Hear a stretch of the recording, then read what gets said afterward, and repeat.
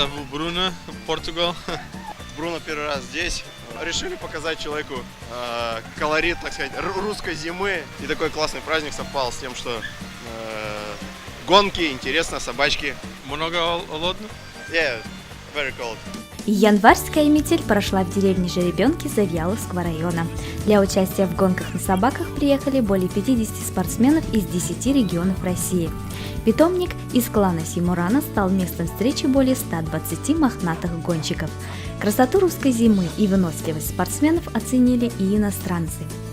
Так, мы приехали сюда из Свердловска, из Екатеринбурга, 700 километров, чтобы участвовать на гонке с упряжками. Я на санях и на лыжах.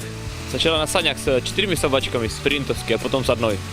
У меня такая молодая, так посмотрим, как она получается, все получится. Она такая глупенькая еще.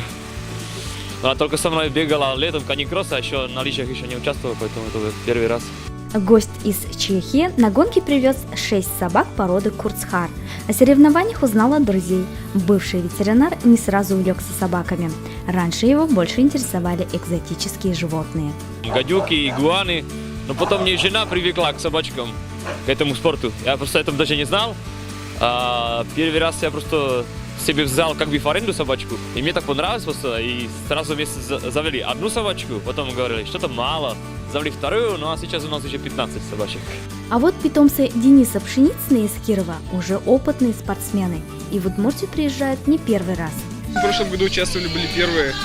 В Нижнем Новгороде на чемпионате России были первые.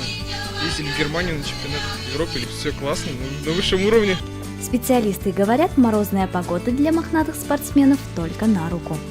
У нас солнышко, у собак поднимается настроение, у нас холодно, собаки не перегреваются, у нас очень плотная трасса, мы не проваливаемся. Организаторы в этом году в соревновательную программу включили дистанции на 40 и 80 километров. По их словам, это своего рода проверка перед проведением чемпионата России на средней дистанции в Удмуртии. С таким предложением вышла Федерация ездового спорта России. Те гонки, которые идут от 40 до 250 километров, считаются средними дистанциями. По России за такие гонки берутся мало кто. Связано это в основном с погодными условиями. Либо очень холодно, либо просто нет снега. 80 километров для нас – это пробный шаг. Посмотрим, как пройдет. Я думаю, что да, наверное, будем делать. Поболеть за мохнатых спортсменов приехал и глава Удмуртии. Он также познакомился с жителями питомника. Здесь любимец всей публики обычно. Это аляскинский малобук. Любимец всех детей, они на нем висят с утра до вечера, когда экскурсии идут. Его психика хватает выдержать всех. Он знает, что он клевый.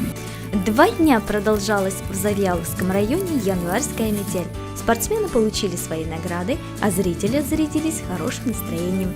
Через год они обещали вернуться.